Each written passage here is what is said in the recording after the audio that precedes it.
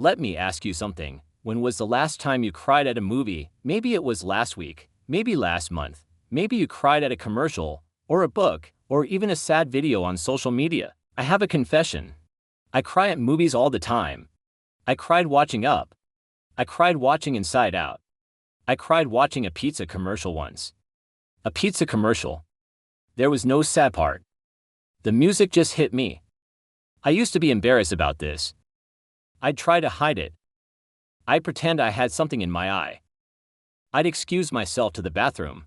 But then I started wondering, why do we do this? Why do we cry when we know it's not real? Why does a fictional story make us feel real emotions? So I looked it up. And what I found is actually beautiful. First, you need to understand something called narrative transportation. That's a fancy way of saying that when you're immersed in a story, your brain treats it as real. You're not just watching a movie, you're experiencing it. Your brain doesn't care that it's actors on a screen. It cares about the emotions, the connection, the story. When a character is in pain, your brain registers that pain. When a character is happy, your brain feels that happiness. The emotions are real. The context is just a story. This is why you flinch when someone gets hit in a movie, or why you hold your breath during a tense scene. Your brain doesn't know the difference between real and story. It just knows what it's feeling. Here's the second piece. Mirror neurons. These are special cells in your brain that fire when you see someone do something. When you see someone cry, your mirror neurons fire. You feel a version of their emotion. You're not choosing to cry. Your mirror neurons are making you feel it. It's involuntary. It's empathy. Your brain is connecting to another person's experience, even a fictional person. Now, here's the part that blew my mind. Crying at movies actually releases oxytocin, the bonding hormone. Sadness doesn't just make you feel bad. It makes you feel connected. It makes you more social. It helps you bond with others. That's why you want to hug someone after a sad movie. It's why you reach out to a friend. The sadness is a signal. It says, connect, bond, be human. Crying at movies is a form of emotional regulation. You're not just sad, you're releasing emotions you've been holding in. The movie is giving you permission to feel. Think about it. When was the last time you cried in real life? Maybe it's been a while, maybe you hold it in, maybe you don't let yourself feel. But a movie, that's safe. That's permission. The movie says, it's okay to cry.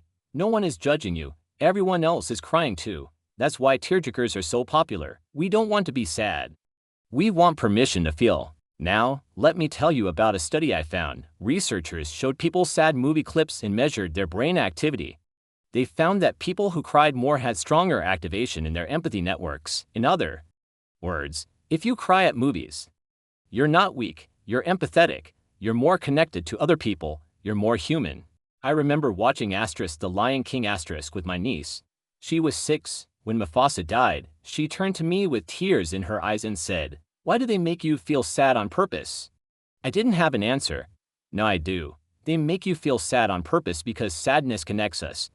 It reminds us that we care, that we're not alone. So the next time you cry at a movie, don't feel embarrassed. Don't pretend you have something in your eye. Don't apologize. Just let it happen. You're not being weak, you're being human.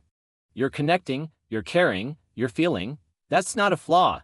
That's a gift. That's the weird thing I learned today. Hey, if you ever cried at a movie, you're not alone. And if you want more weird explanations for everyday human experiences, hit subscribe. I read the papers so you don't have to. No self-help nonsense. Just curiosity and a little bit of tenderness. Thanks for crying with me. Now go watch a sad movie and let yourself feel. See you next time. Before you go, I want to ask you something. If this story made you feel seen, or if you've ever cried at a pizza commercial like I have, then you're my kind of person. And I'd love to have you on this journey with me. So don't forget to hit that subscribe button right now. Tap the bell icon so you never miss a story. Give this video a thumbs up if you enjoyed it, and share it with your friends. Let's discover the weirdness of the human brain together. See you next time. Why statue? I read the papers so you don't have to.